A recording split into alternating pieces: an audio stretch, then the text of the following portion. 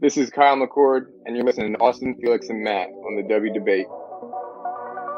Welcome to the Devy Debate. All right, boys. Are we ready to debate? Austin, you tweeted something, girl. You tweeted your running back rankings. Explain yourself. Boy, that escalated quickly. I mean, that really got out of hand fast. You jumped up and... That's Austin Nace. Who is going to be that guy? And for me, Bijan Robinson is still going to be that guy. Back to the ground with Robinson, who spins and then tries to bounce it. A stiff arm, another one as he rides it. Keeps his balance. They're going to say he stepped out, but I'm Felix Sharp. I know you didn't think that we would get through this episode without mentioning the name one Zach F. Wilson. Screener draw. Oh, Wilson is going to uncourt for the end zone, and he drops it in beautifully. And it is his roommate Dax Milne on the touchdown. That's Matt Bruning. G. Scott Jr. Obviously, I whacked poetic about him on the last episode, so I won't do that again here. And this time it's Fields on the carry. Watch out! Justin Fields. Hello, Columbus. 51 yards. Bruning, are you ready to go head-to-head with me? I am. Got to get my popcorn out here. Hold on. Got to continue. I got it. Kyle McCord is going to end up winning the job. He's going to be rated higher. Well, I'm not nearly as passionate about what I'm about to talk about. Our apologies because Herbstreit ran out of time. We'll get him rescheduled soon. And for Matt Bruning and Austin Nace, I'm Felix Sharp. Good night and good luck.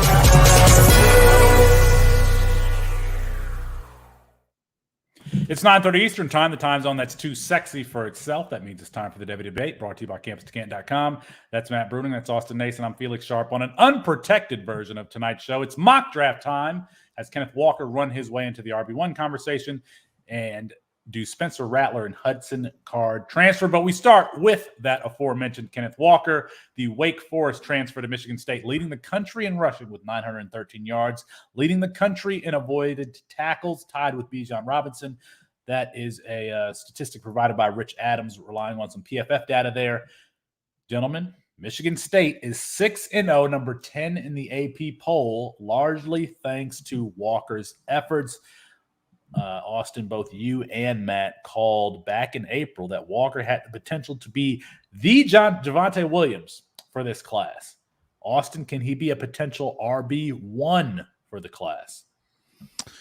It's so tough because I think Spiller has looked really good this year. You know, without a real quarterback there, teams aren't really scared of Zach Calzada, except apparently after he gets taken out of the game with a knee injury and then comes back and just goes Super Saiyan. Other than that, I mean, Calzada hasn't played well. I mean, teams have focused on the run, and Spiller has still produced it. So I had a hard time seeing him jump him. But after that, I mean, Breece Hall's been fine. He definitely hasn't lived up to kind of his lofty status there at Iowa State. And then behind him, we've talked about this all season. Who's the third guy? Is it Kyron Williams? Probably, maybe. Is it Eric Gray? Probably not. Is it Jerome Ford? Zonovan Knight, Tyler Algier. I mean, there's all these different guys you can kind of name. So I don't see any reason why he couldn't get up to 2. I still think 3 might be slightly more likely, but I definitely wouldn't count it out. Yeah, I think his best shot's 3. Breece Hall has actually been really good these past couple weeks. We keep kind of overlooking what he's been doing now. Again, he's really kind of returning back to the production that he had last season, which had him at 1 for me. I agree with Austin. Spiller, I think, has really separated himself. Even though he's had a down couple games as well, he's separated himself as kind of the RB1 of this class. But I do think Kenneth Walker can get up to 3. I mean, there's not really anybody I think is miles ahead of him outside of those two. I mean, on top of what he's been doing in avoided tackles and rushing, he also has the most explosive runs over 10 yards at 26. The next closest is Kentucky's Chris Rodriguez. And he also has the most of 15-plus yards at 16. The next closest is Lou Nichols. So, I mean, he's having a really, really good season. I would not be surprised if he jumps up there. I think the biggest thing that's going to hurt him is the receiving game. Not that he can't do it, but he doesn't get a lot of chances or receptions with the way Michigan State runs their offense.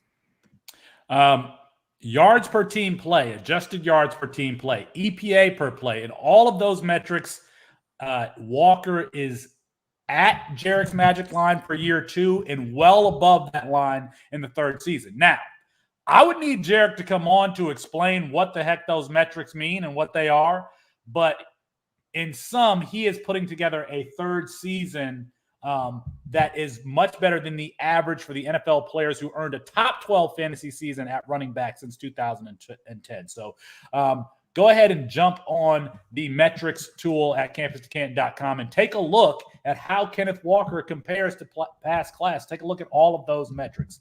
I'm not going to lie that I had not been watching a lot of Michigan State football up until this point, but they've got some really critical games. So I took a look using Brandon Lejeune's Devy dashboard, his film room there, and taking a look at Walker. He's got some juice. He can make some linebackers miss in a phone booth. He's a very patient runner. It's funny because he reminds me, well, anytime someone's patient in that green and white, it kind of reminds you of another former Michigan State running back. But the question is can he catch the football? I think he's got 4 catches on the season.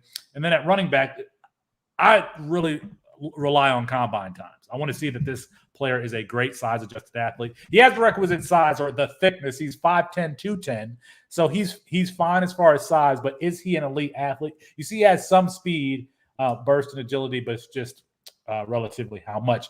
Matt, I thought you were going to take I put that tweet in there. I thought you were going to take your shot. I was like opening up to take for you to take I'm the good. shot. I'm typically right. You're typically wrong. So no, I don't need to take my shots at you. I feel like I bring up Austin. Don't Hawkins, ask for the Warren same Jackson, thing for me.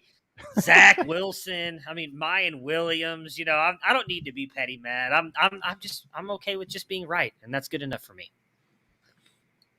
I put in the show sheet April 12th. Matthew Bruning tweets Kenneth. The question I think is who's a guy that could have a Javonte Williams-like rise?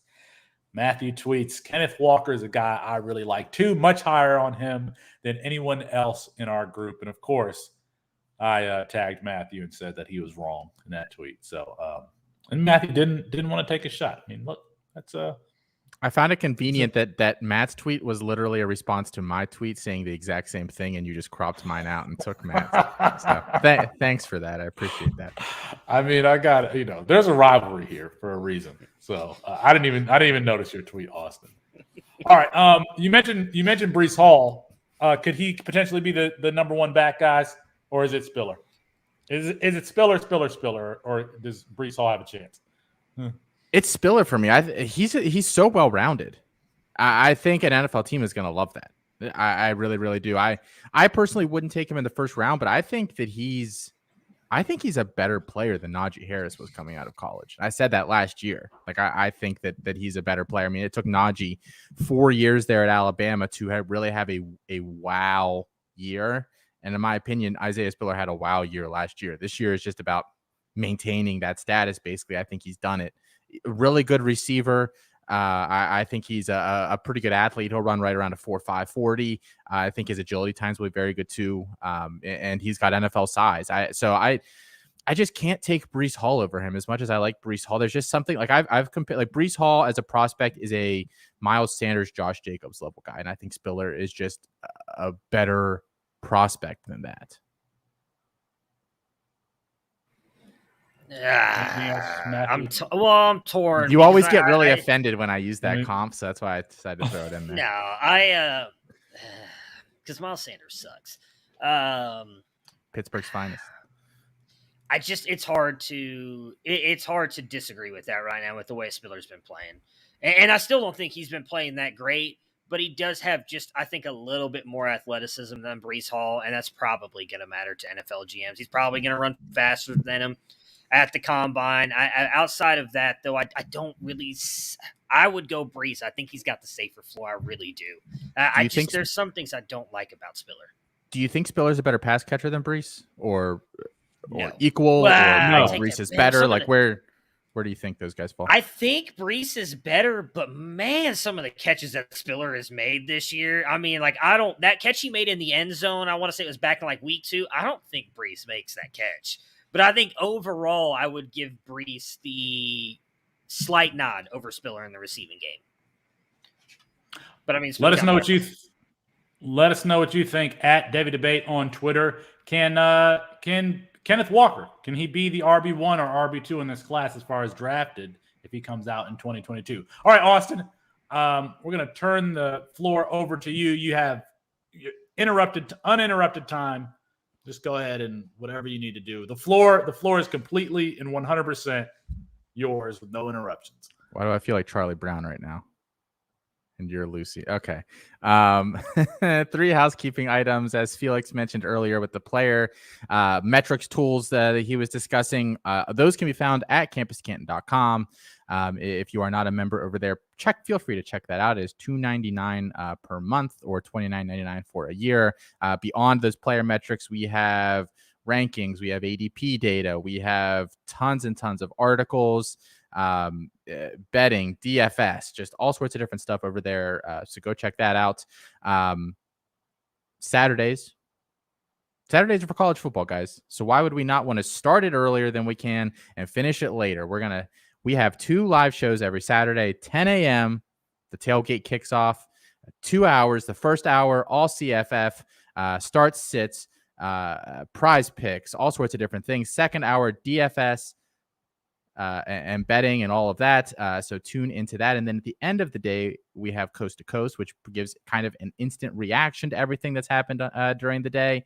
A bit of a breakdown of everything there. So check that out. Last but not least, we've partnered with Prize Picks this season, guys. It is a really, really cool platform. It's player props, guys. You know player props. If you listen to this show, I'm sure you listen to lots of other shows. You follow college football. You know how these guys are expected to do week in, week out. It is basically a player props platform where you parlay multiple props together, and if you hit, you win. Promo code C2C gets you an initial deposit match up to $100, and if you deposit at least $20, you get a free membership to that campus2canton.com.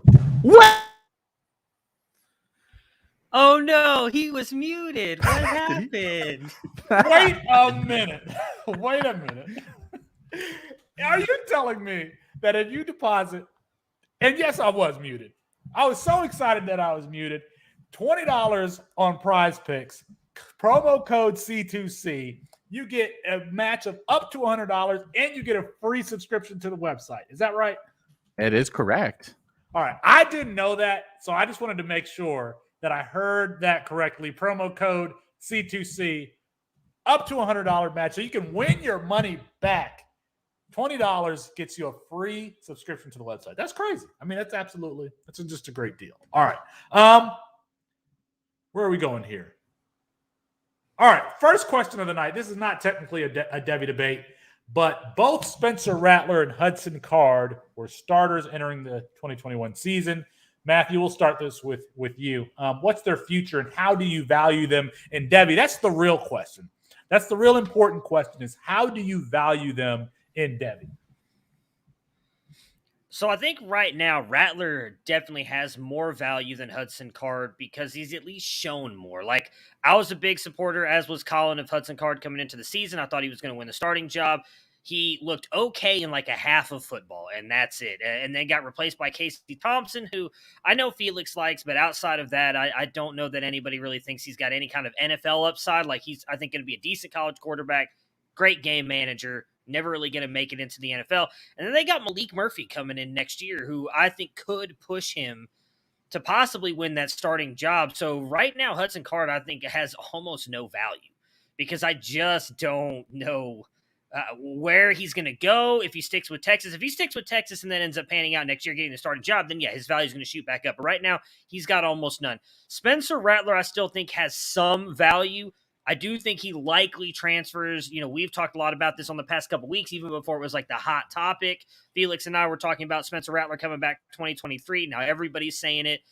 I do think that if he comes back, he's going to be smart enough to go to a school that kind of boost his draft capital up some. He's going to go somewhere where he can play decently, even if it's not a like big name school, and gain back some of the draft capital that he's lost this year by playing poorly and then getting benched. So I still value him probably in like the QB 12 to 15 range right now for Devy. And I think if someone else thinks that he's going to pan out, and we know there's still people out there who believe in him, I would probably try and sell him now because there's a realistic shot that his stock takes a massive tank next year too.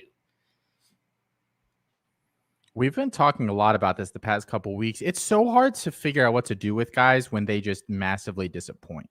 Like when you're dropping guys down your list, that it's really, really tricky because you don't want to react too harshly to recent negativity surrounding a player. But I also, a lot of these guys don't bounce back. So that's been the big struggle for me with him. I think I'm buying Spencer Rattler right now. I think he's going to be so cheap in a lot of leagues. I think you can get him for like nothing. I'm willing to take that bet. We've seen, as Matt said, a whole year out of him he improved throughout the year. I mean, and we kind of thought that he was going to just kick on, and he never did. So I think he's a buy. I really want to know where he ends up because I think that will alter how I think about him quite a bit. Where do you think the best place for him is? And you talked about this on Campus Life this week. Colin, so we discussed it like live during the show, and we were like, I don't really have a good place because he can't go back home. Like, he's from Arizona. If Jaden Daniels stays, he's not going to go to Arizona. He probably won't start at ASU. The Southern California schools, he probably doesn't fit in. Colin DM'd me today and said that he thinks that Oklahoma State would be a really good place for him. Oh, that would create such a great storyline too. Could you imagine him going back to Oklahoma and then beating Caleb Williams and Lincoln Riley? Oh, I kind of want to see it happen. I can't imagine him doing it. I would love to see that game being played, but doesn't that seem like what would fuel him though? Yeah. I don't know. All right. Okay. The question is, how do you value them? And right now, I don't know that Spencer Rattler has any NFL value for 2022. So the question is whether or not he can rehab his image. And all right, I'm going to say something about Spencer Rattler, but I'm going to label the behavior, not the person. Okay. So I'm going to label the behavior, not the person. Spencer Rattler is acting like a little bitch. From him storming off the field, I mean, we talked extensively about the QB1 stuff. I just don't think that is going to play well at all when he gets into interviews with NFL GMs and NFL owners. Now, he can chalk it up as him being overly competitive, but the rumors were that this guy's teammates did not like him and that they gravitated towards Caleb Williams. So if you're going to be that type of player, you have to be exceptional. You have to be exceptional. Aaron Rodgers. I think Aaron Rodgers is a similar type personality. He's exceptional. But you can't be Ryan Leaf and act that way. It's just not, it's not going to work. So I don't see a player who, there's no way that he's starting the rest of the year absent injury. And I don't see how he can make the jump to the NFL after this season with this kind of black mark on his resume. So where do you want to see him go, Felix? Do you have any spots in mind? You asked. I need to Google college football teams and I'll report back. Go through it. No, I don't have a place in mind for him. I mean, but he is an arm talent, so you would want to see him go to a place where they're going to make opposite hash throws and BYU. What about BYU? Well, what Jeff Grimes went to Baylor. What if he went to Baylor? What if he went to Baylor? I think LSU would be a good spot for him too, because they're going to have a new coach. Max Johnson is fine. He's not unseating Max Johnson. I think if you hire a new coach like you did, then all bets as to what is already on that roster are off. Because Johnson's been fine. Like, I don't think he's been like amazing. Does new coach want to bring in Spencer Rattler though? It depends, who they hire. But I could see a coach being like, I'm going to bring in my guy. to go to LSU, be hired as a head coach, and then to bring in a player like Spencer Rattler. I mean, that's an immediately polarizing decision to do something like that. So, what were you going to say, Matt? No, I forgot that. I was going to say that I kind of want to see him go to Arkansas, but I forgot KJ Jefferson's coming back for one more year. I don't know. Yeah, he has at least one more year. Yeah, I know that he'd bring him in. Ole Miss would be interesting. I feel like those two would fit perfectly well with those. I think they got a lot of the same personality traits. If I'm being honest, that doesn't necessarily always work out though. Two guys I agree similar. With you, but I think it would be it'd be interesting. At least I think they would make it interesting. All right. Do we have time for this next segment here? One of my favorites. Do we need to filibuster here at all, or are we? I think we're ready. Are we good? All right, guys. All right. So it's time for Austin's lukewarm take.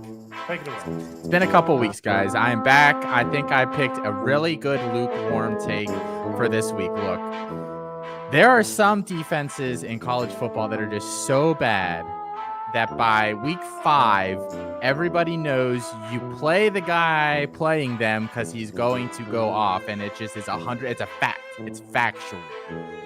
That defense this year is Missouri's rush defense. So much so that Colin and I on the Campus to Canton pod every week do a start-sit segment, and we made a rule that you cannot choose the running back going against Missouri anymore because it's just always a huge performance. Well, guess who gets to play Missouri this week?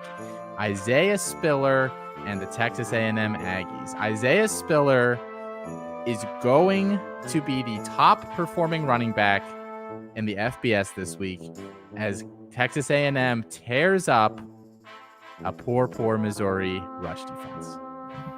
Wow. So Isaiah Spiller with a good game against Missouri. The guy that you just picked as the RB1 of this class is going up against, as you said, the worst rush defense in college football, and you picked him to have the best week of. I mean, I don't even know. It would have been better. That's just like a. It would have been better. Baby take, like. It would have been better if you said he's going to have at least 65 yards rushing, and I'm taking the over on a half a touchdown. Like I wanted to say he was going to have his best collegiate game, but I figured that's no longer lukewarm. That's no longer lukewarm. That's bold. Yeah. Yes. All right. Austin's lukewarm take is over. Me and Matthew do not have bold take. Hey, that timed up perfectly with the music. It's almost like we produced the show. Matthew and I do not have bold takes today. We'll have them next week, maybe, or we won't. All right, let's get in to this right now, boys. Are we ready for the Devy debates? Yes, sir. Let's do it. All right. This first one came up in the pre-show, and we need to ask it first and get this out of the way. What is the proper way to separate dates or phone numbers? Is it dashes, slashes, or periods? And now I'm a periods man because it looks cleaner. It looks cleaner, Matthew. All those other dashes and the slashes. It's not as clean. So go ahead and defend your take with the dashes. I think Mr. Period Man is probably the most unclean of them. Sorry, I haven't had much sleep. I apologize. I mean, if we're talking about phone numbers, then the dashes is the best way to do a phone number. I've never seen a period put in a phone number. It's just that's not how you do things. With the dates either, I mean, I would actually lean toward Austin's choice of the slashes. I didn't really think about that. I just put dashes. Period is clearly the worst solution of them all, as is showing in the poll right now, where you are getting absolutely destroyed. Felix took his burners and voted for the period option on that. That's the only vote. The other three votes, yes. The 3 votes for period. All right. The answer is periods. We're going to move on here. Answer the poll. Go ahead and answer the poll. What is the proper way to write a date? Do you use dashes, slashes, or periods at Devy Debate on Twitter? All right. One of these G5 quarterbacks secures first or second round draft capital.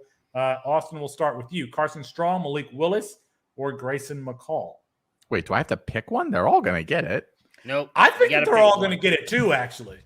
Yeah, I think that they're all going to get it too. This is Matthew's question. So, I mean, I have to didn't pick one, Matt. Pick one. If I The one have that to you're pick, the most secure in. If you want to make it harder, first round. Maybe not even first and second. First round. so this might be hot takey. I actually don't. I'm not convinced that Carson Strong goes round one, or if he does, it's like a team that trades up to like the 29th pick to get that 5th year or whatever on him.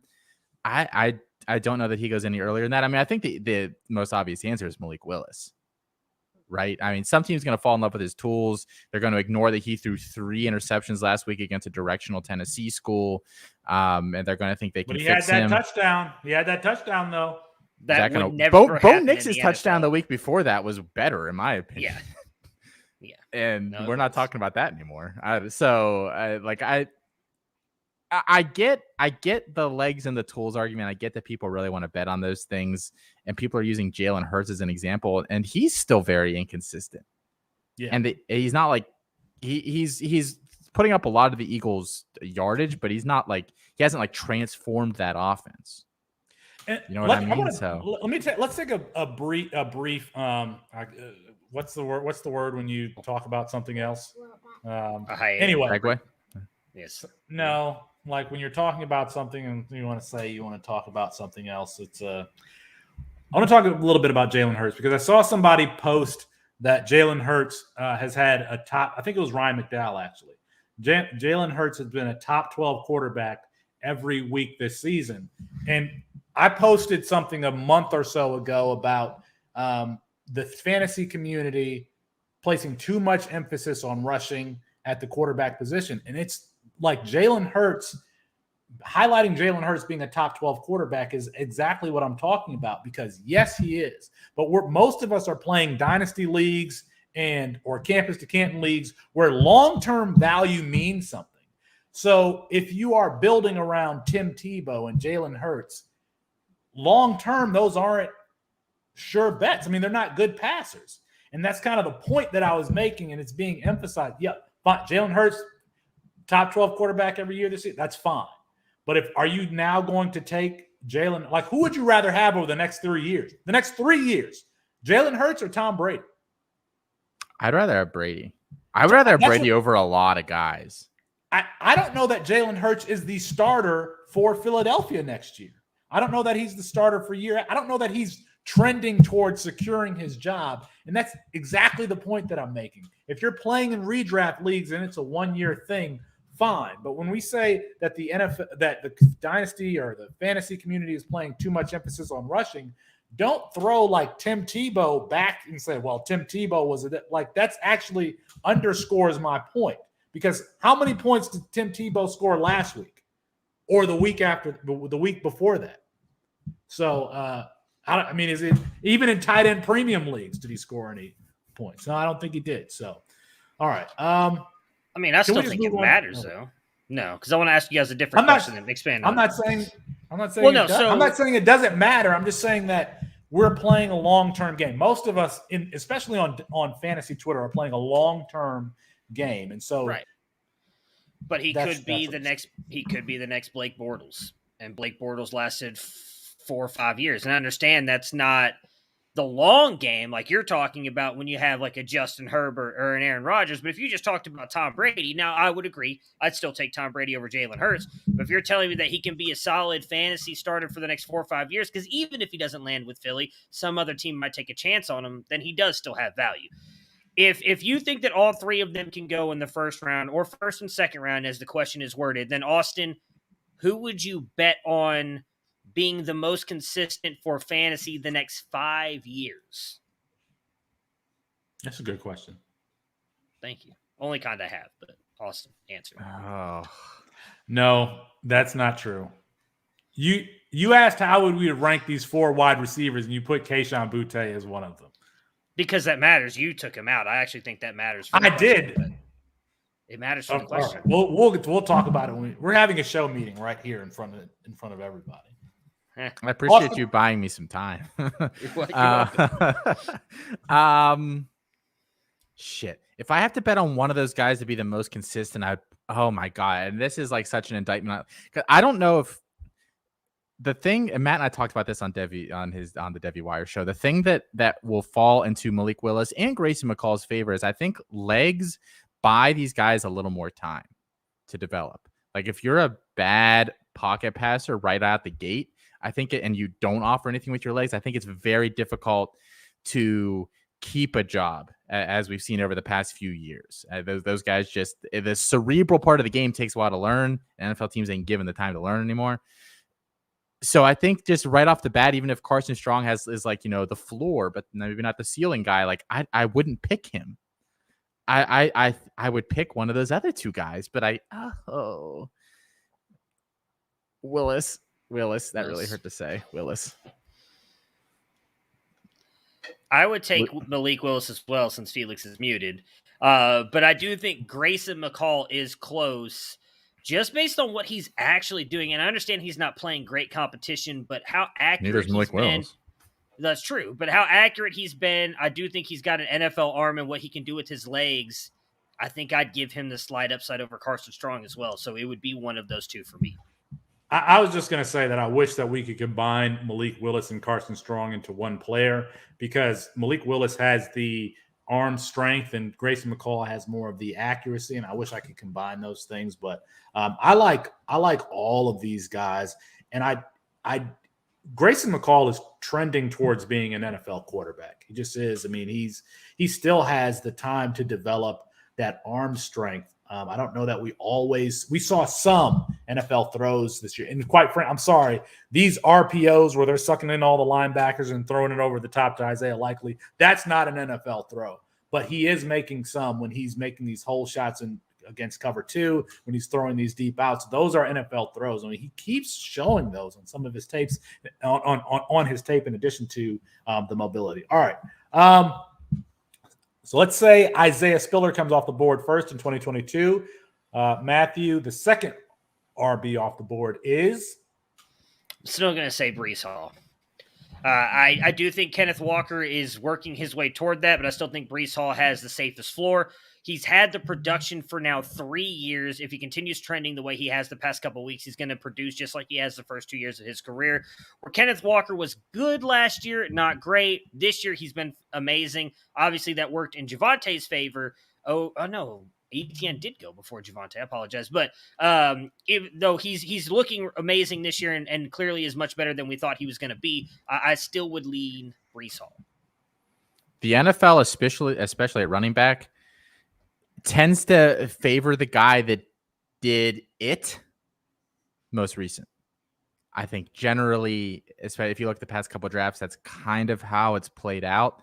And Kenneth Walker has done it more recently than Breece Hall has. Like on a per touch basis, he's been significantly better than Breece Hall has ever been, I believe.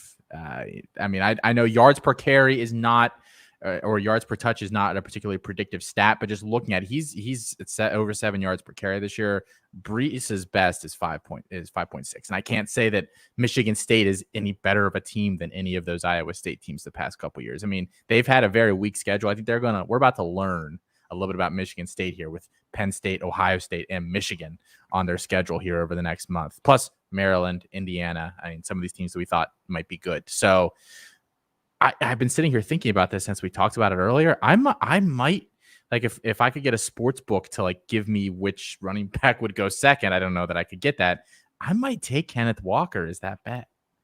Well, Austin, you mentioned on a per-touch basis. I mean, if we're going to use that measuring stick, hasn't Rachaad White been more productive than Breece Hall? I mean, I think if you looked at those numbers that he has, Rachaad White has been very, very efficient. Now, he's older, and I think that the NFL is kind of – I think that the NFL pays attention to that. But I've said it, I think, on this show or somewhere, Rachaad White is the one player that I'm going to have rostered on every Dynasty League because I think he's going to go, maybe late day 3 or early day 4. It's kind of the same way, the same area where Ramondre Stevenson was taken this year. I can see Rachaad White going in that year. And he's got the size, he's got the athletic ability, and he can catch the ball. Rachaad White is a bell cow running back. It's just a matter of, is he going to be in the NFL long enough to get that opportunity? And he's going to have the draft capital where someone is going to feed him the rock. But Rachaad White is absolutely profiles as a bell cow. For what it's worth, Rachaad White's 2 years at Arizona State here, last year, the COVID year, shortened obviously, and this year, he combined those 2 years, he still had fewer touches than Kenneth Walker has this year. And if you take his on a per touch basis, he's averaging 7.1 yards per carry. Again, I understand it's not predictive. Please don't come after me for that. It's the same as Kenneth Walker this year, 7.1. So I don't even necessarily think that he's outproducing him on a per touch basis. He gets a lot less volume. I wish we could get more volume out of him, but I also love Chip Trianum, so I don't want to wish that. But you know what I mean. All right. We get both. This next question, and then we're going to get to our 2-round Devy mock. Is Lincoln Riley overrated? And the reason I asked this question is Spencer Rattler was his hand-picked guy. He had Baker Mayfield, he had Kyler Murray, he had Jalen Hurts, all transfers. But the player that he picked to develop from the beginning has not panned out and has regressed this season. Speaking of labeling the behavior, Lincoln Riley is acting like a bitch too. You won't name the starter against TCU. It's going to be Caleb Williams. He canceled the media availability. I mean, it's some bitch assness going all over that OU program between Spencer Rattler and Lincoln Riley. But all right, let me turn it over to Austin. Take this first. Is Lincoln Riley overrated as a quarterback guru?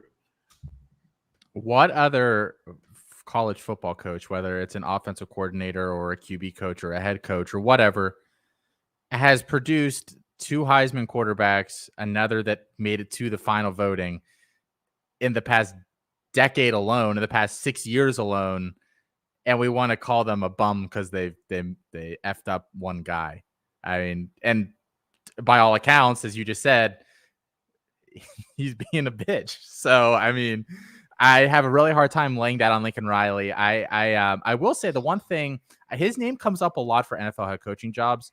And the one thing that we've seen that is not transitioned well from college coaches to the NFL is those guys that they have to control every aspect of things. They're control freaks. It's why Nick Saban, I mean, they call him the Nick-tator at Alabama. It's why he didn't work out in the NFL. It's why Urban Meyer has not particularly been working out, because he's just so used to being able to, I could recruit whatever guy I want. I can, set this and that, and there's no repercussions for whatever I'm doing. That's why a lot of these college coaches haven't worked out.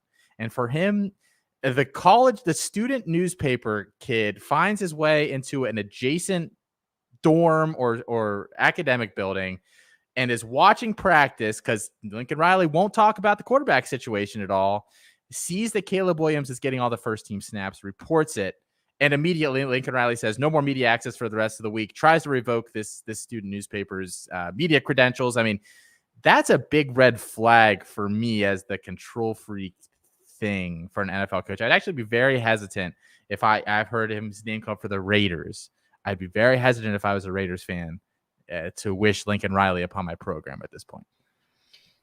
No, he's not. And I don't even really have that big an issue with what he just did, because I think he's trying to manage Spencer Rattler. And I think that's very obvious. You have to.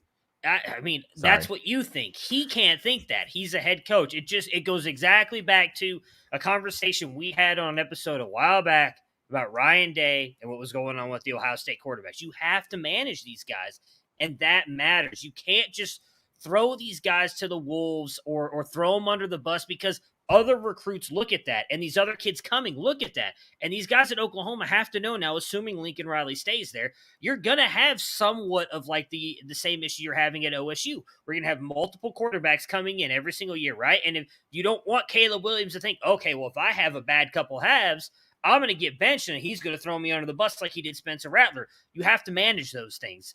While I agree, I'm not going to go and call Spencer Rattler a bitch. While I agree he's not handling things the right way, he's 19 years old.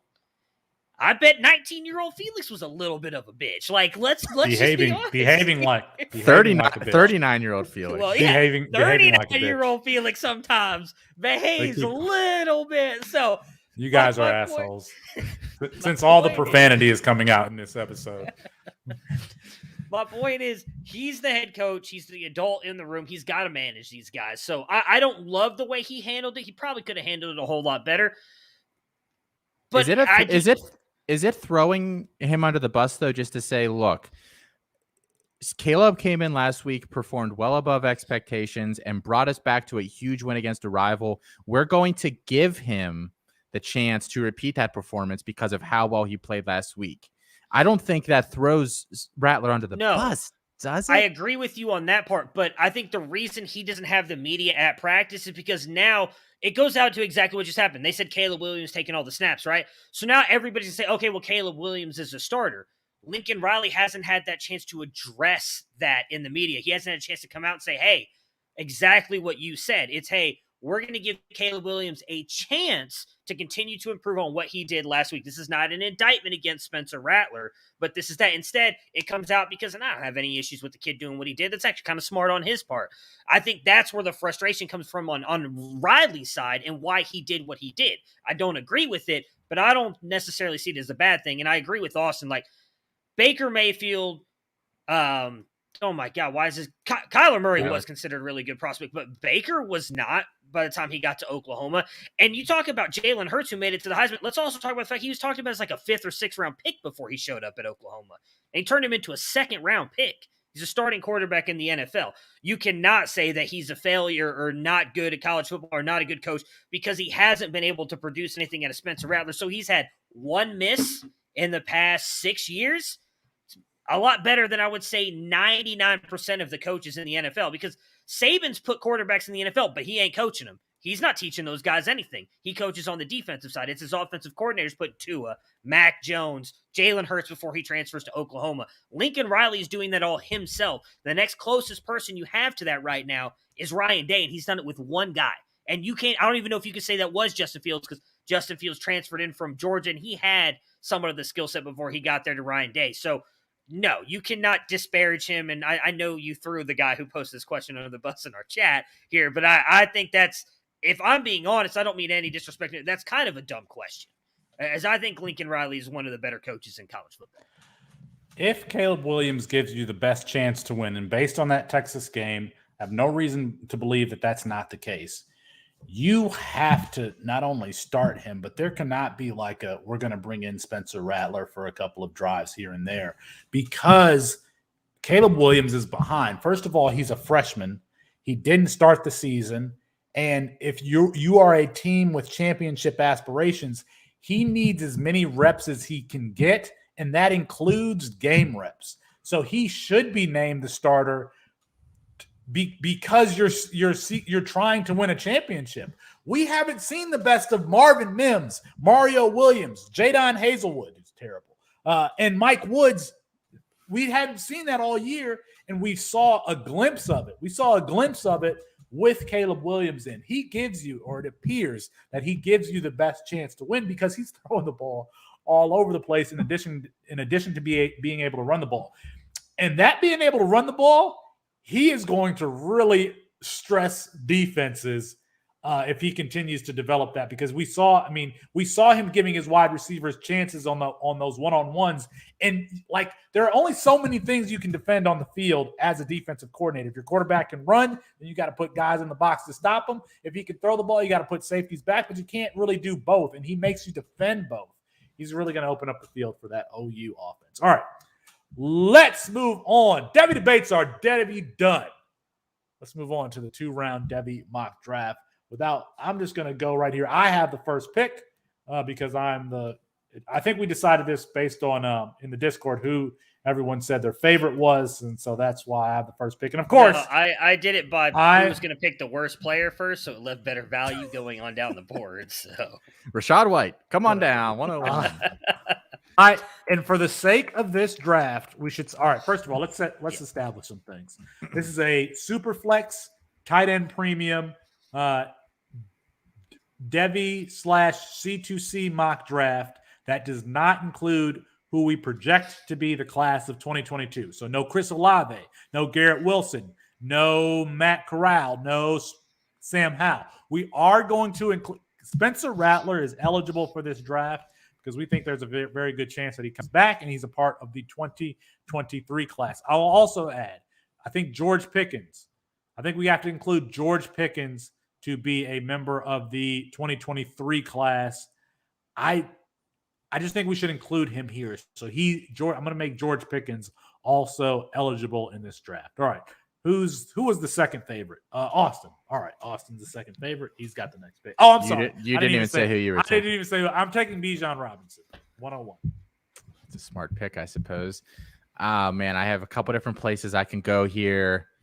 Give me, because I know if I don't take, give me Travion Henderson. So A, I know if I don't take him here, Matt takes him with one of the next two picks, and B, I think he's better than any other running back in college football, and I'm still not totally sold on any of the quarterbacks. So it seemed like we were taking him too high at 7 and 8 in C2C draft. It wasn't too high. No, I mean, I argue he should have gone 1, but that's neither here nor there. I will take with pick 3 here, Kayshon Boutte. He's the best wide receiver. I think he's the top tier wide receiver here.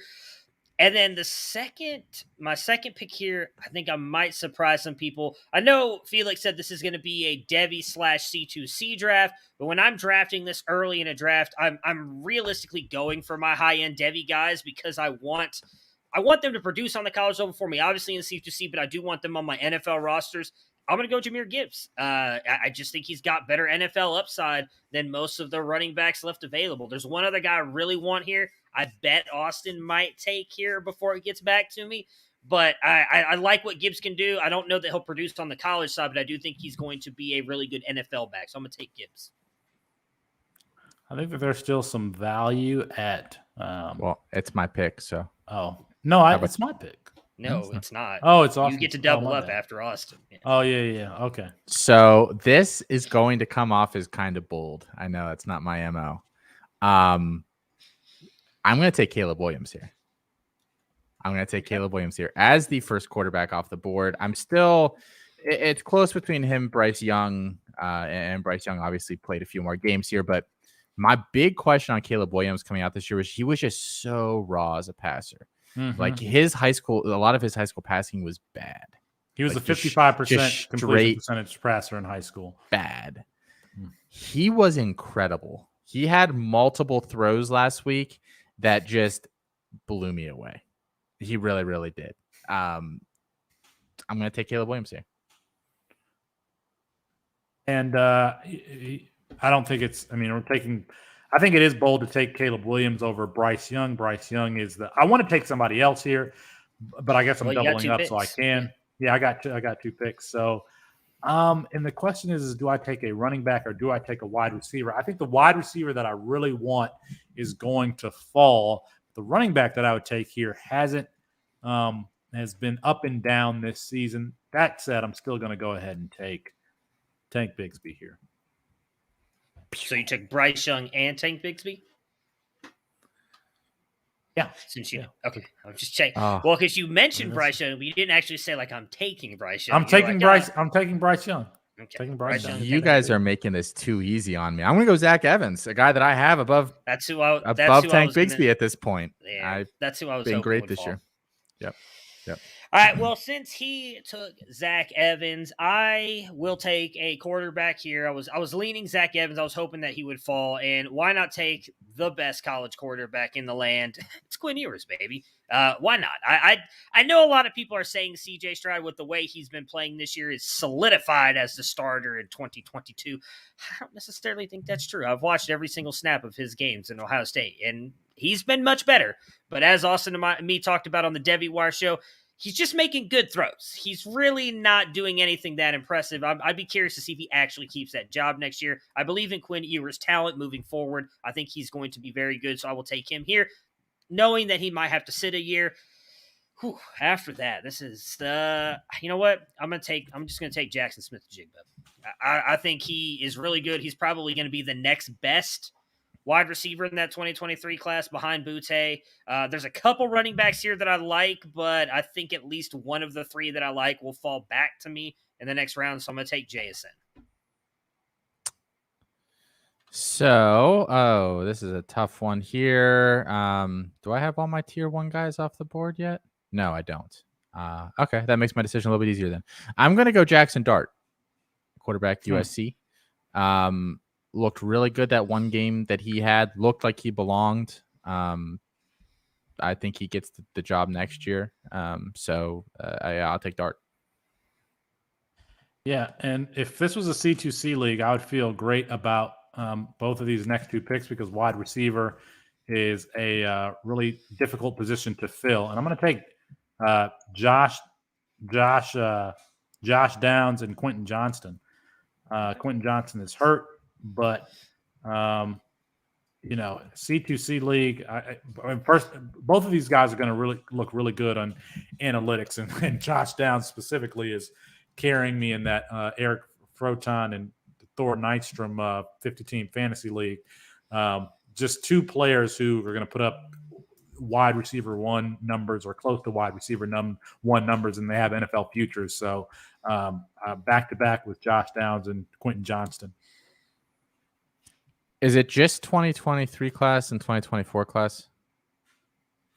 What do you mean? You're going to take a high schooler? Well, I've mixed in my 2025 class already. I have. Well, yeah. Well, I guess. Because we're taking right out now. If we're taking out 2022, we're essentially moving ahead 1 year. So yeah, Nicholas Singleton, Jadon Blue. I'm going to take Jadon Blue, running back. He's going to Texas. He sat out this year, his senior year of high school, to do that. Look, if Bijan sits out next year, which he should, I think Blue can take that job immediately. Yeah, he's basically just as good of a prospect as Bijan was coming out of high school, in my opinion. So, is he a 5-star prospect? Yes. No, I think he's a I think he's a 4-star. He's not the top rated back in the class according to 24/7. Oh yeah, that's right. I forgot about that. Is it Robinson still, or is it Singleton? Probably. Robinson. It's Henderson. It's Emmanuel Henderson. That's right. Yeah. I remember now. Yeah. All right. So that gives me 2 picks. I'm taking Michael Mayer. I mean, he's one of 2 tight ends that I think is like solidified. I know I got some crap on Twitter the other day for saying I think when he goes into the NFL, he's immediately a top 5 tight end. And I feel safe saying that. I hate to say Felix may be right on something, but I think he could be just as good as Kyle Pitts. Like, my God, this kid's been amazing this year. I think he's going to be even better next year when Buckner probably plays better. So I'm all in on Michael Mayer there. This is where things get interesting because I don't know if I want to go wide receiver or running back.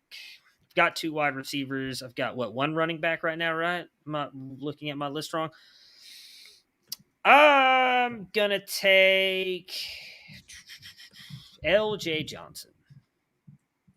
Aggies. I like Johnson. It's between him and Will Shipley. Probably should have gone Shipley because he's already done something this year with Clemson. But I like L.J. Johnson. They likely are going to give him the ball starting next year. So give me L.J. Not who I thought you were going to take. It gives me a very tough decision here.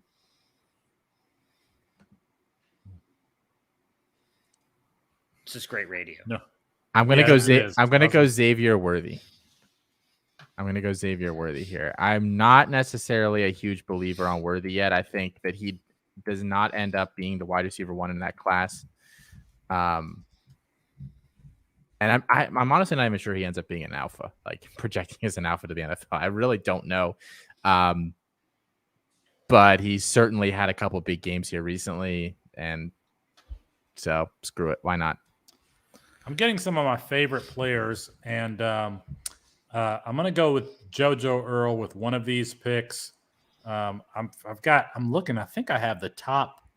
I got Jackson Smith. Oh wait, I'm not looking at my rankings. I'm looking at everybody's rankings, but between Johnston, Downs, and Earl, I would have the top 3 of the top 4 wide receivers that we're projecting for next year. So Joe Earl, who's been in my top 10, we had rankings. And this one is hard because there's not really a quarterback that I'm going to feel confident in. And I kind of want to go back to the running back but the question is it Will Shipley or someone else? I think I can get the player that I'm considering later. So I'll just go, and it's hard to think this fast. So I'm going to go with Will Shipley here. Was hoping Shipley would fall. All right, so if we're at that point, then I'm gonna blah, blah. I'll take my QB1 in the 2025 class, Drew Aller. He's going to Penn State. If you haven't watched this kid play yet, he is like basically the perfect modern quarterback. Throws off platform like with ease, all the tools in the world. And I mean, I know we say this about a lot of freshman quarterbacks. Unless Penn State brings in a transfer, I'd be shocked if he doesn't start day one, because the backup couldn't even catch a snap last week against Iowa. We watched that, and they don't have anybody else in the roster. Sean Clifford's out of there. So, like, unless they bring in any sort of transfer, there's zero chance that he does not start day one. All right, so this is my last two picks. We went through this really fast. I kind of want to go with 2025 guy, I really do, but so Jace McClellan's still here. You got Hall still here. Damn. And I know who my last pick is. I just got to figure out who this one's going to be. We should just sit here in silence while you decide. No, I'm not going to let. I'll just constantly talk, so it's not just blank radio, and then people are looking at their phones and be like, something wrong with the podcast. I will take Hall. I still think he's going to be the better wide receiver at Alabama. I think he's going to be the top guy here in 2024, so I will stick with him. And then my last pick, I've got to stay on brand. It's going to be Kyle McCord. I mean, he's going to transfer somewhere. He's going to be an absolute stud. He's going to be the top quarterback in 2024. I'm all in, baby. Hey, you can just cut that and enter it into the intro, and then you're all good. Nah, you're all good. All right, I've got my last pick here, and there are a lot of options. I mean, I said George Pickens is still on the board, but I'll just tell you what I'm thinking. Yeah, you just skipping Austin? He's got a pick. Oh, Did you guys trade? Was there trade up? Look, trade I'm up? not even. Oh, my Felix bad. All right, Felix Austin, sees the value on the board. He wants Spencer Rattler. He's trading up with Austin. My bad, Austin. We did skip you, and then I'll recap on the picks after I make my pick.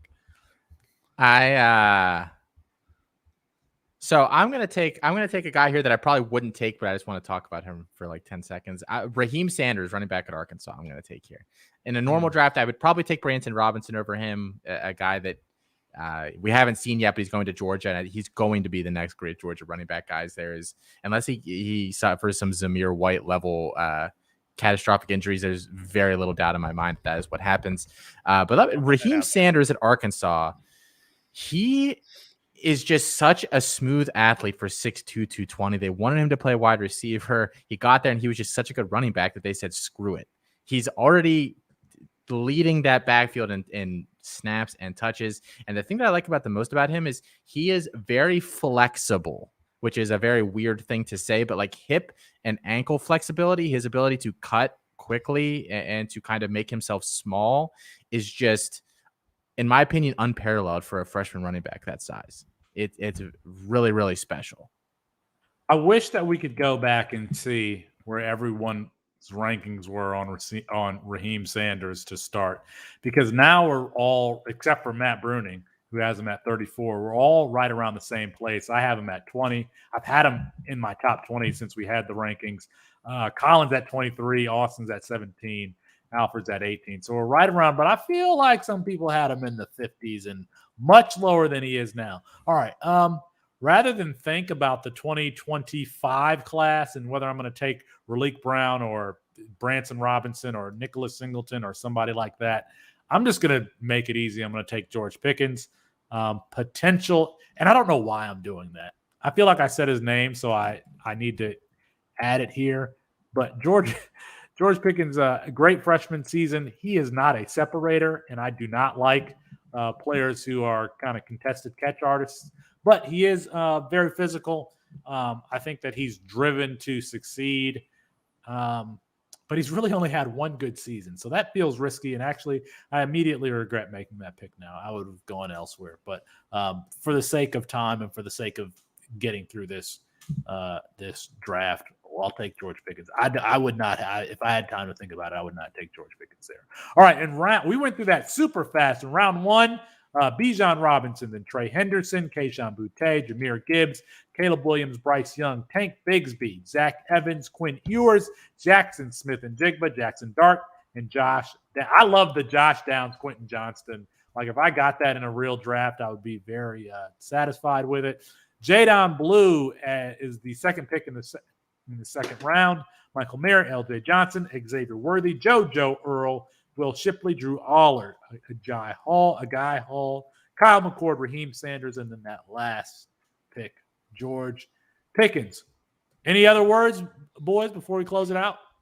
Yeah, so just reading that right there, you just read off the list. I mean, C.J. Stroud, not drafted. Spencer Rattler, not drafted. Sam Heward, J.J. McCarthy. Wide receivers, you got Rakeem Jarrett, Parker Washington, Ja'Cory Brooks, Marvin Harrison, all didn't get drafted. Running backs, Jermaine Burton. You took Will Shipley, right?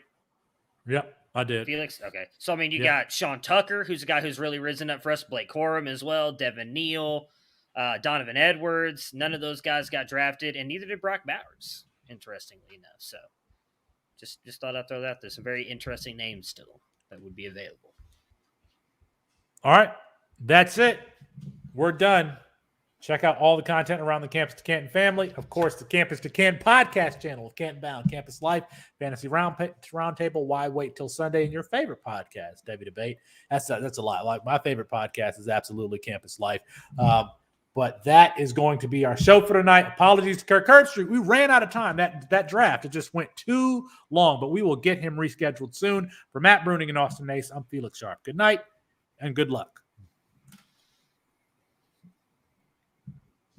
No Julian Fleming in that draft either. Does he even play?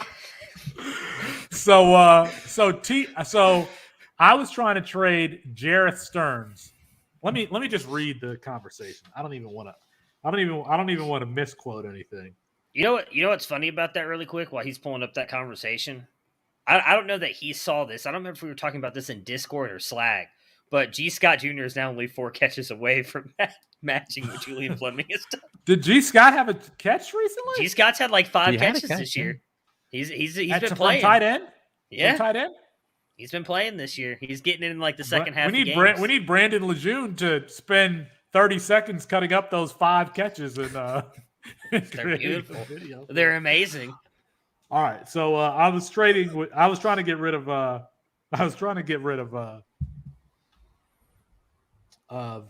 Jareth Stearns. Teach messaged me, very interested in Stern. I said, it doesn't make sense for me to hold him given the format.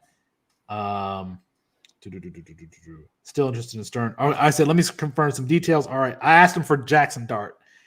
He said, I was thinking Julian Fleming. Dart's going to be the man too rich for me. I said, Julian Fleming?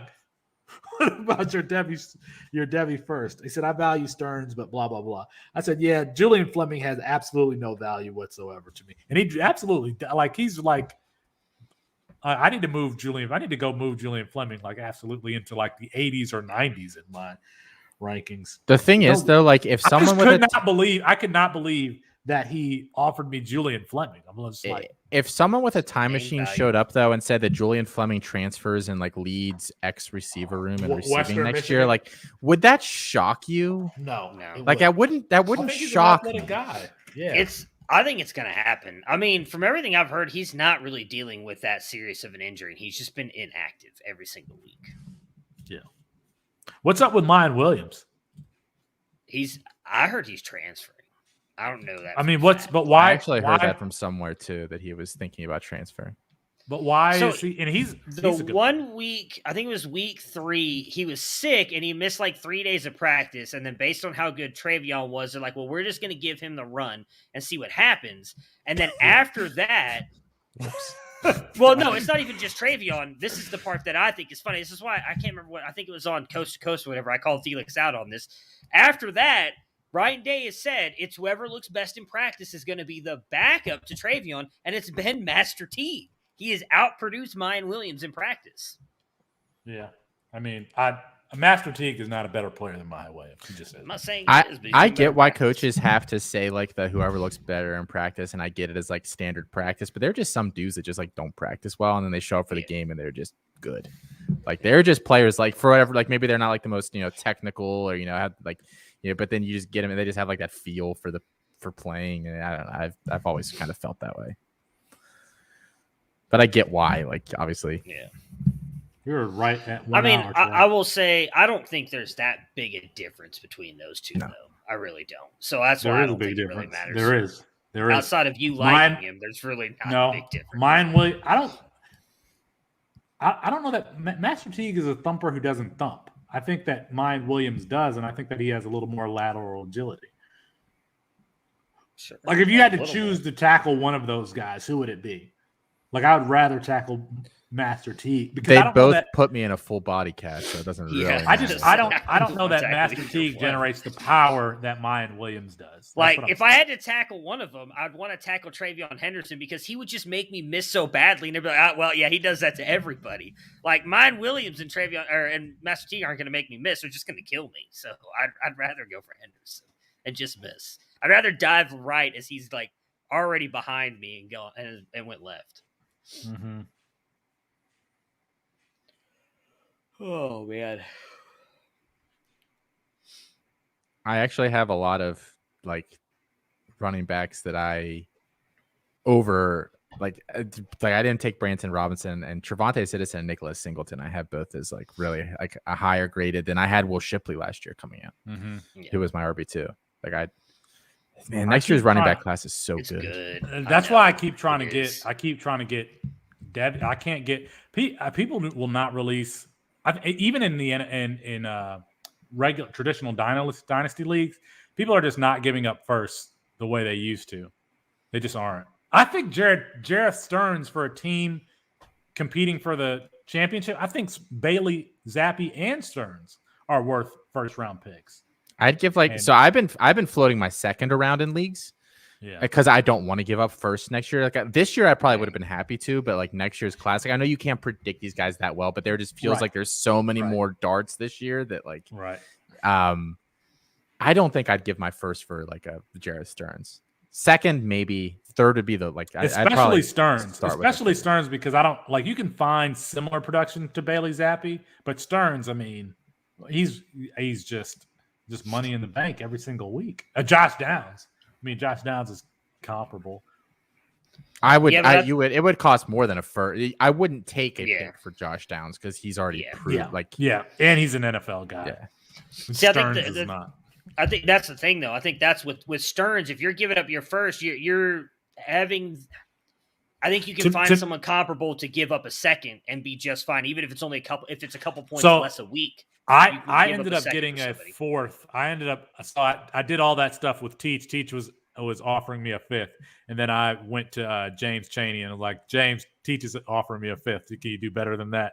And he's like, I'll give you a fourth. So I took a fourth, but then I tried to trade. I tried to trade 4 Stearns in another one of Shaq's leagues, and I offered a fifth to Kane, and Kane was like, I'm not trading him for a fifth. Kane's the last place team in that league. I don't know that he's going to get anything. I'm not trading a second, third. I mean, I'd probably start negotiations just like if somebody said like, what do you want to give me for Stearns? I'd probably say a third. That's probably where like my just instant like start negotiation would be. And I could be convinced to do a second. I don't know if I have anything else to offer Kane because I would like it's me and Colin. As a matter of fact, me and Colin play this week. We're the top 2 teams in that league. Don't let him beat you. Don't let him beat you. Making me record on Friday this week instead of Thursday. You guys haven't had any guests in a long time. We're not really doing the guests in season because there's just so much to talk about. There's so much to talk about. And usually when you bring a guest on, you're kind of like veering off into like some third world, and you just don't necessarily have time for that. But we'll have a lot of them in the off season. What team is this? I was about to say, I mean, why don't you just text your buddy Colin and just say, "Hey, look, I'm gonna give you the win this week, and you can just let me replace Austin for like 6 weeks on Campus Live next in the offseason." There are so many buys this week. I got to start 10. I have to start Tanner McKee in a league, I think. There are fewer buys than last week, but I think it's more this week's important. hurt more. Yeah. Better teams. Because I've got Sam Hartman. I have Sam Hartman. You know what? You guys made fun of me about touting Connor Bazelak earlier in the offseason. Who is we? Why you always group me in with Austin? I anything gave him about shit Connor about Bazelak. it. What do you want to talk about Bazelak? I didn't say anything about Connor Bazelak. It's always you guys this, you guys yes, that. I grouped you together. Anything about Connor Bazelak. Yes. I don't care about him. I didn't say anything about him. He's been good. He's been good enough to pay attention to. My teams are so bad in the Shit, GM I should have league. started fucking Chris Smith. You could never have predicted that though. Like he hasn't been getting consistent enough work to would you have felt good about it league beforehand? No, if I looked at my roster in the 16-team league with all these buys, I would have started him out of necessity, but I just didn't pay attention. Trevion Henderson I'm going to lose this week. I guess it doesn't matter. This team is not good anyway. Yeah, the Ohio State one hurts this week. I have a lot of Stroud, Henderson, a fair amount of Olave.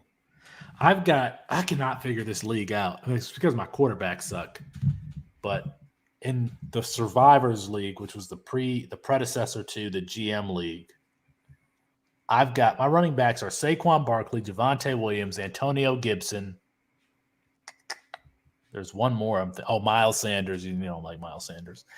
I've got Trevion and Jahmyr Gibbs coming, and I've got Trey Lance, Zach Wilson, and Sam Darnold. My quarterbacks are fine. I've got TJ Hawkinson at tight end. And that team I just can't win.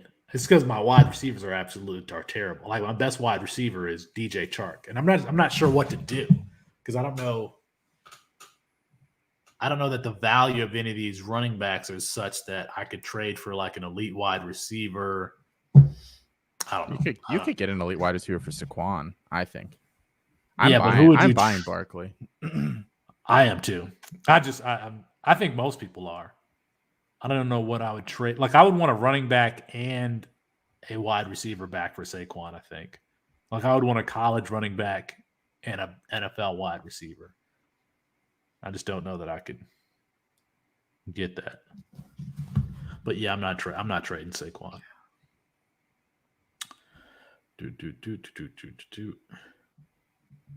I can't wait until we have Maction on Wednesdays.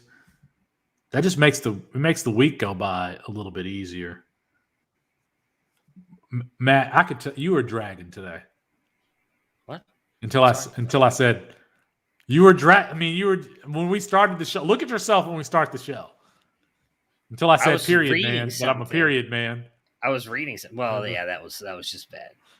That was bad. Well, that was good. What are you talking about? I feel like I was the most. Well, I don't know if that was before or after the Lincoln Riley conversation. I feel like I was the most passionate about defending Mr. Riley there. You had no energy to start the show. No, and you looked upset. I was reading something. I saw your comment about smiling. I don't even remember what I was reading. I was looking at something though.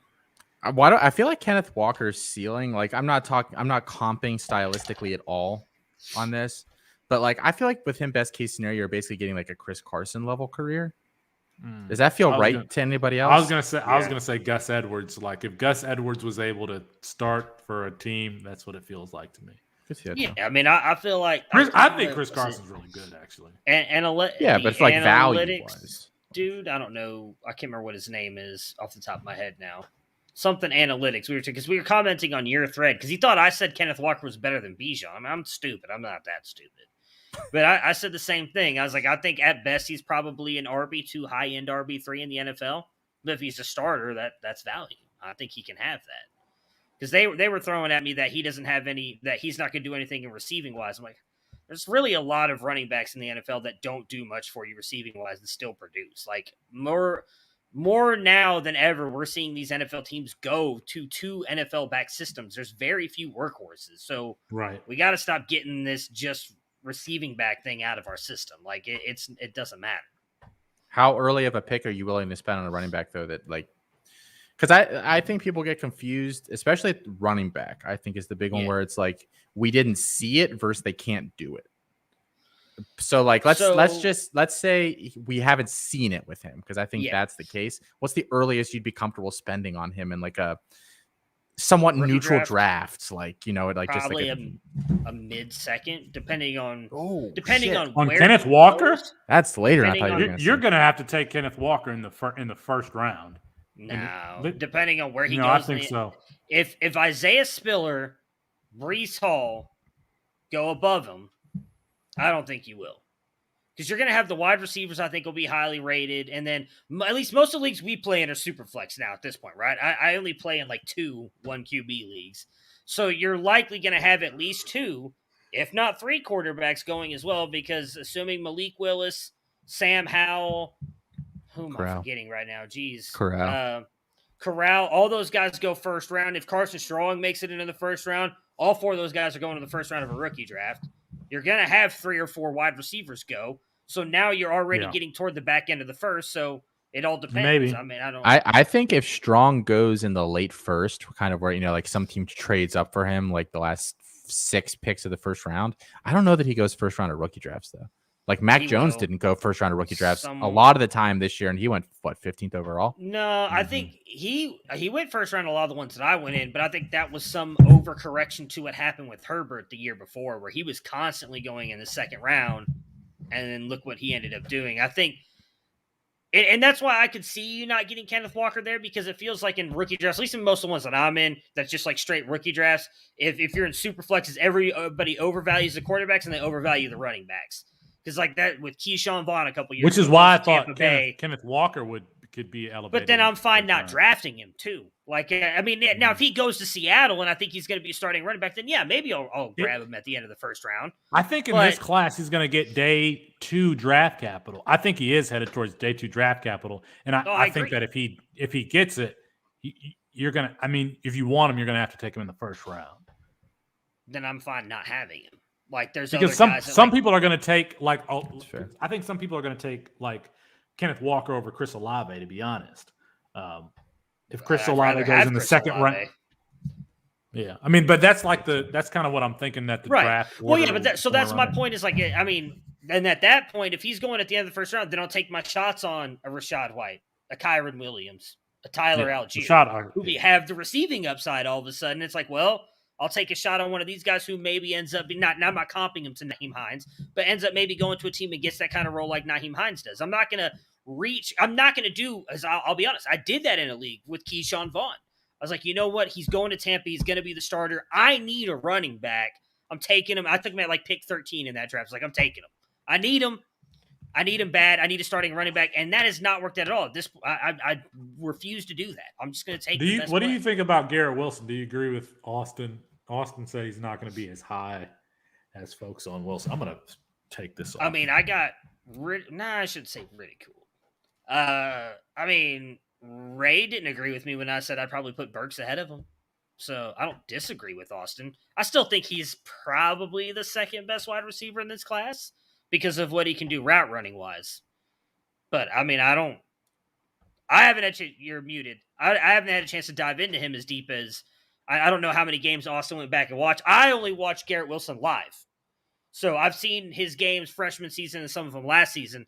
I haven't gone in and watched anything of the all-22 this year. It's just been, hey, this is what I see live. Again, it's just like, again, I know everybody thinks I shit on CJ Stroud all the time.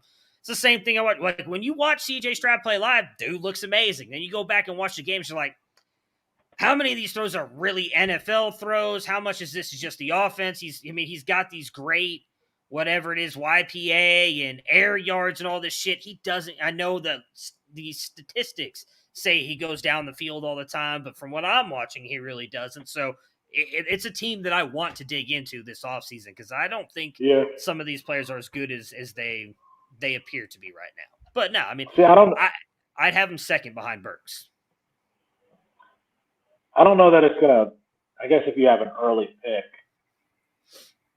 I study players to figure out where the value is. There's not going to be any value in Garrett Wilson. I mean, you're going to have to pick if you like him or Traylon Burks, I guess, or maybe Isaiah Spiller. But I like the players that fall on the Deontay Johnson.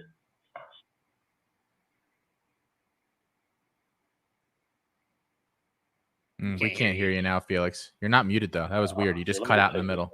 Oh, there it goes.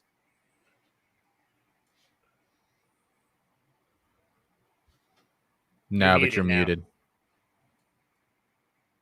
All right. I was just saying There you go. those players who are about 5'11", 6 foot, 180, 190 pounds, who can really, run double moves, and fool defensive backs and get into blind spots. Those are just the players that I really, really like. I mean, I remember watching so much of Deontay Johnson and John V.A. Johnson coming out of Toledo with Logan Woodside, and I was just like, this dude is going to be a problem. And then I even defended him when we had what's his name on Dave Richards. Yeah, and that it was like I won that argument. I mean, Deontay Johnson is the best wide receiver on that team.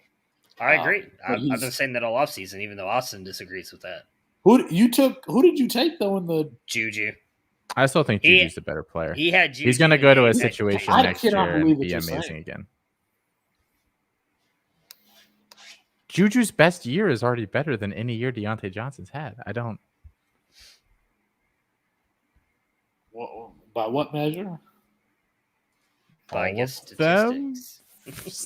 Statistic, fantasy finish. I don't know. What else do you want me to? I don't know how far else you want me to go into it. Hold on, let's see. Juju was like the wide receiver 5 or something one year. I'm pretty sure he's been a wide receiver 1 twice. Yeah, but Juju Smith-Schuster is like he's Mike Williams from Syracuse. Let's see. That was a flash in the pan. That was wow, that was a long time ago. That was in 20. He was good in 2017 and 2018. And it sucked since then. That was 3 years ago. He was just as good as Deontay last year, I'm pretty sure. They had very comparable finishes. But that 2018 team with Antonio Brown, I mean, it was a lot different than what Deontay Johnson. That Ben Roethlisberger was a different Ben Roethlisberger. Well, I think if he leaves there next year, because he's done for the season now, if he goes anywhere that's like has a moderately competent quarterback, I think he has another big year. The nice thing about him is I don't think he'll go anywhere in the division. Kansas City would be interesting. I don't think he'll go to like Baltimore or Cleveland or like he won't go to any of those teams. Isn't he a tight end though? Like who's going to operate near the line of scrimmage? No, he won deep as a rookie. Ben just can't play there anymore. Well, he throws it Deontay Johnson deep twice this year. I mean, yeah, but I mean he's thrown to Claypool once deep too. But I mean, I actually don't know if Ben's entire issue is like he is a very large percentage of it, but I'm curious to know how much of it is just like Matt Canada and those guys are like, no, we're just not going to like we don't want you to throw deep. Like I'm really curious how like what the percentage breakdown of that is.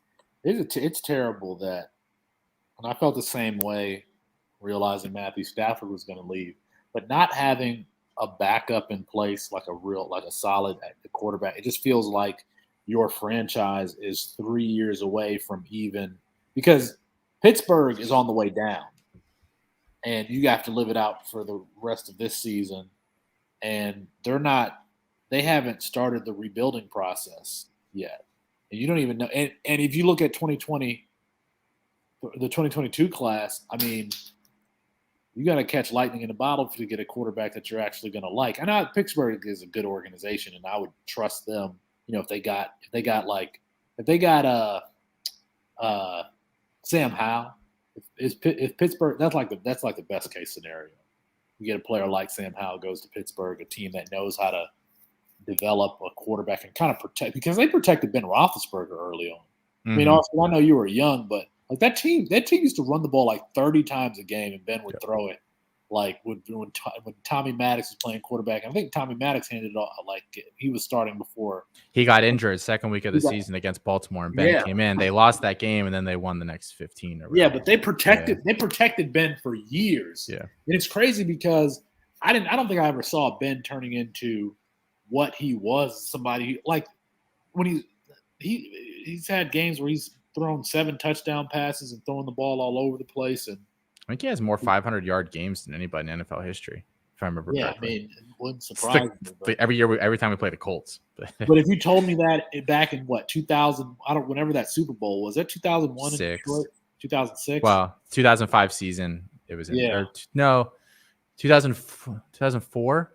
If you told me then that Ben Roethlisberger would be one of the most prolific passers in NFL history, I'd be like, because he was a game man. He was absolutely a game manager.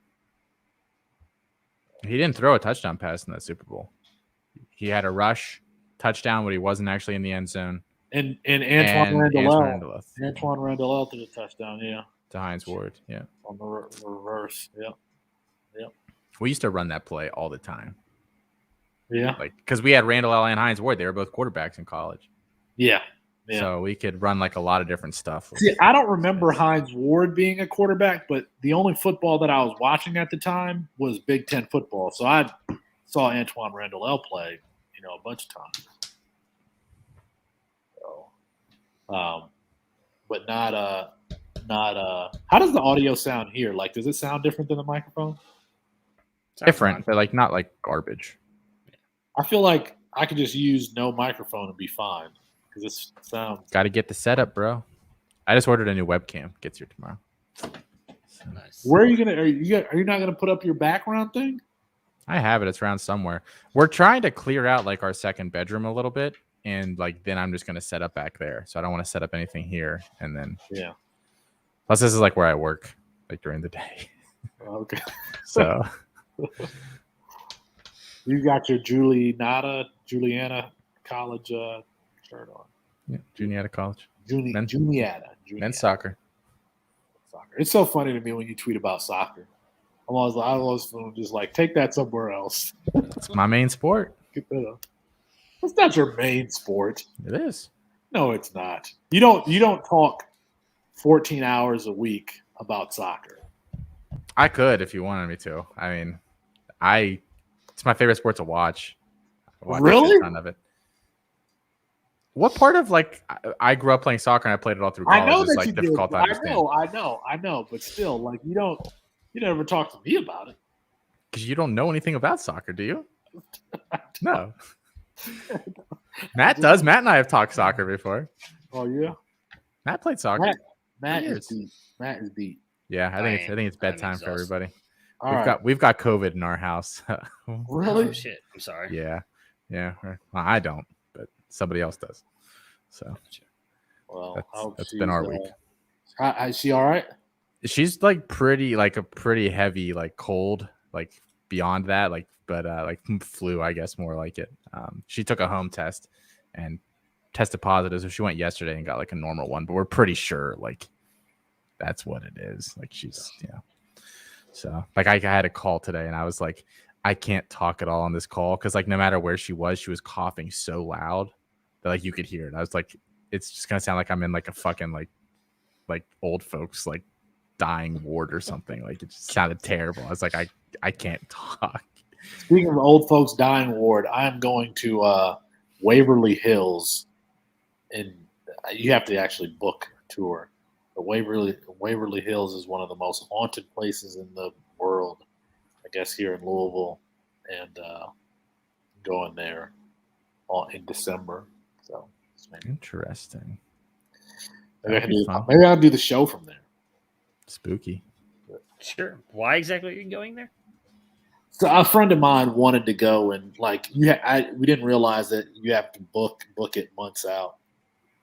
So, but all right.